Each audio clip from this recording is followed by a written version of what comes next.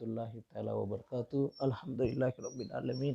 الصلاۃ والسلام علی سید الانبیاء والمرسلین وعلی آلہ وصحبہ اجمعین اما بعد۔ میرے محترم اور عزیز طلبہ، پچھلے سال کی طرح ان سال بھی آن لائن کلاس جو ہے شروع ہونے جا رہی ہے، اور امید کرتے ہیں کہ آپ تمام لوگ جو ہے اس آن لائن کلاس سے کیا ہے فائدہ اٹھائیں گے، استفادہ حاصل کریں گے، کیونکہ اگر آپ ایسے ہی آن لائن کلاس کو اگر نہیں سنیں گے تو اور بھی مشکلات ہو سکتے ہیں۔ تو سب سے پہلی بات تو کہ آپ لوگ جو ہے قدوری کو پہلی مرتبہ نہیں پڑھ رہے ہیں، پچھلے سال بھی پڑھے ہیں۔ قدوری کی اسٹرکچر، قدوری کی اصطلاحات، اور ان میں جو بھی مطلب مصنف علیہ الرحمہ کا اپنا اسٹائل ہے وہ سب انہوں نے اس میں بتایا ہوگا۔ تو مزید ہم زیادہ نہیں بول کر آپ کا ٹائم ویسٹ نہیں کرتے ہوئے ہم جو ہے کتاب کو شروع کرتے ہیں۔ سب سے پہلی بات تو ہم کو کیا ہے، ہماری کتاب جو ہے کتاب الودیت ہے، تو ودیت کیا ہے اس کے بارے میں چرچا کرنا بہت ضروری ہوتا ہے۔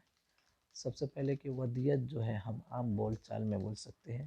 امانت کو، یعنی ہم اگر کسی کے پاس کوئی چیز امانت رکھتے ہیں یا امانت دیتے ہیں اسی کو ودیت کہتے ہیں۔ تو ودیت کا لغت میں معنی ہوا امانت۔ الودیت فی الاصطلاح، اصطلاح میں اس ودیت کا معنی ہوا فہی المال المدفوع، وہ مال جو دی گئی ہے الی من، ایک کی طرف، یحفظہ، جس کو وہ حفاظت کرتا ہے، بلا عوض، بغیر کوئی پیسہ کے، بغیر کوئی مطلب عوض کے جو حفاظت کرتا ہے اس کو ودیت بولتے ہیں۔ یا اس کی دوسری تعریف یہ ہوگا کہ او ہی المال الذی، وہ مال یودع عند شخص، ایک آدمی کے پاس دی جاتی ہے، لعدل الحفظ، حفاظت کرنے کے لیے۔ اب دیکھیے کتاب الودیت میں کچھ اصطلاحات ہے جسے آپ کو جاننا، آپ کے ذہن میں ہونا بہت ضروری ہوتا ہے۔ پہلی بات تو المودی، امانت دینے والے، یعنی جو چیز اگر زید اپنی گھڑی عمر کے پاس دیتا ہے تو زید کیا ہو جائے گا، مودی ہوگا۔ اور کہ امانت لینے والا کون ہے، عمر، تو وہ کیا ہو جائے گا، مودہ ہوگا، اور وہ گھڑی کیا ہو جائے گی، ودیت ہو جائے گی۔ یہ تو آپ کو سمجھ میں آ گیا۔ اب آئے دلیل کی طرف۔ قرآن میں اللہ تبارک و تعالی ارشاد فرماتا ہے ان اللہ یأمرکم ان تؤدوا الامانات الی اہلیہا، کہ بے شک اللہ تبارک و تعالی تم لوگوں کو یہ حکم دیتا ہے کہ تم لوگ اپنی امانت کو اس امانت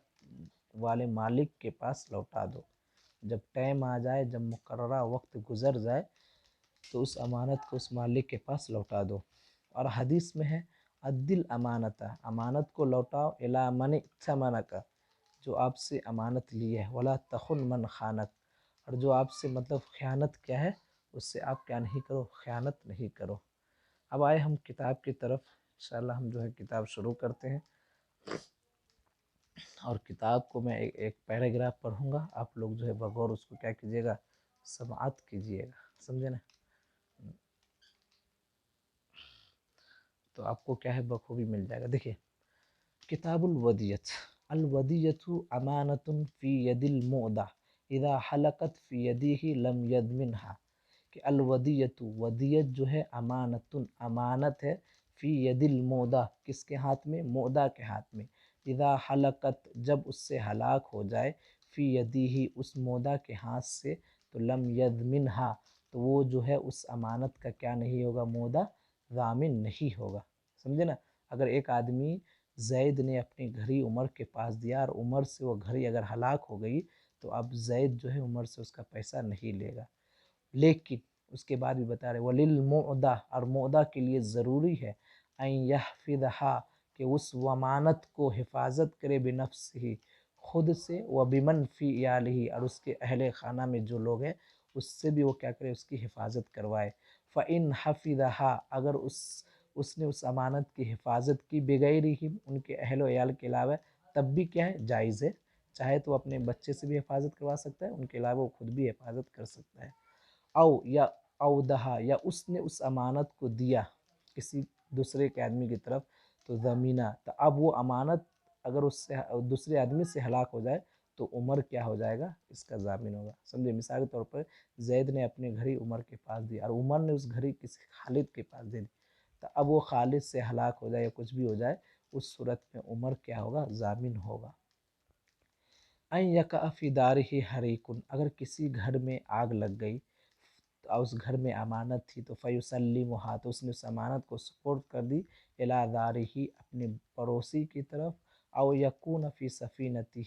سفینۃ، یا وہ ایک کشتی میں تھا، وہ امانت ایک کشتی میں تھی، وہو یخاف الغرق، اور وہ اس امانت کو ڈوبنے سے ڈر رہا تھا، فیلقیھا الی سفینۃ اخری، تو اس نے اس امانت کو دوسرے کشتی میں دے دی، تو وَإِن سمجھے تب بھی وہ کیا ہو جائے گا، اگر مطلب اگر وہ دے دی تو ٹھیک ہے، وَإِن خَلَطَهَا الْمُودَعُ، اگر معدہ نے، اگر تب بھی وہ کیا ہوگا، ضامن ہوگا، یعنی اگر وہ ڈوب گیا کچھ بھی ہوا تو کیا ہے، مطلب وہ خود سے حفاظت کرنا تھا۔ وَإِن خَلَطَهَا الْمُودَعُ، اگر معدہ نے ملایا، معدہ نے بمالہ، اپنے مال سے امانت کے مال کو ملا دیا، حتی لا تتمیز، اس کو کیا نہیں کر سکتے، الگ نہیں کر سکتے، تو ضامنھا، تو اس صورت میں وہ معدہ جو ہے ضامن ہوگا۔ فَإِن طَلَبَھا، اگر ودیت کو طلب کیا صاحبھا، اس ودیت کے مالک نے، فَحَبِسَھا عنہ، اور اس معدہ نے دینے سے روک دیا، وَهُوَ يَقْدِرُ عَلَى تَسْلِيمِھا، وہ دینے پر قادر بھی تھا، تو ضَمِنَھا، اس صورت میں وہ جو معدہ جو ہے ضامن ہوگا۔ وَإِنِ اخْتَلَطَ بِمَالِهِ مِنْ غَيْرِ فِعْلِهِ، اور اسی صورت میں اس نے اپنے مال سے ملایا بغیر اس کے کوئی کام کیے، فَهُوَ شَرِيكٌ، تو وہ آدمی شریک ہوگا، لِصَاحِبِهَا، مطلب بغیر کچھ کیے ہوئے اس کی امانت کے ساتھ اس کی دولت یا اس کے مال اگر مل جائے، تب یہ دونوں آپس میں کیا ہو جائے گا، پارٹنرز ہو جائے گا۔ وَإِنْ أَنْفَقَ الْمُودَعُ، اگر معدہ نے خرچ کی بعضھا، بعض کو، وَحَلَقَ الْبَاقِي، اور باقی ہلاک ہو گیا، تو ضَمِنَ ذَلِكَ الْقَدْرَ، تو اس نے جتنا خرچ کیا اس کا ہی وہ ضامن ہوگا، ہلاک ہونے سے کیا نہیں ہوگا، ہم امانت دینا واجب، جیسے کہ ہم نے پہلے ہی چرچا کیا ہے۔ وَإِنْ أَنْفَقَ الْمُودَعُ، اگر معدہ نے خرچ کی بعضھا، بعض کو، ثُمَّ رَدَّ مِثْلَهُ، پھر اس کے جیسا کسی دوسری چیز کو اس نے واپس لایا، فَخَلَطَهُ بِالْبَاقِي، اور باقی کے ساتھ اگر اس نے ملا دیا، تو فَتَلَفَ، اور وہ چیز بھی برباد ہوگی، تو ضَمِنَ الْجَمِيعَ، تو وہ تمام چیز کا کیا ہوگا، ضامن ہوگا، جیسے کہ آپ کو معلوم ہے۔ سمجھے نا؟ انشاءاللہ آج ختم کرتے ہیں، باقی جو ہے انشاءاللہ نیکسٹ کلاس میں کریں گے۔ اوکے، السلام علیکم۔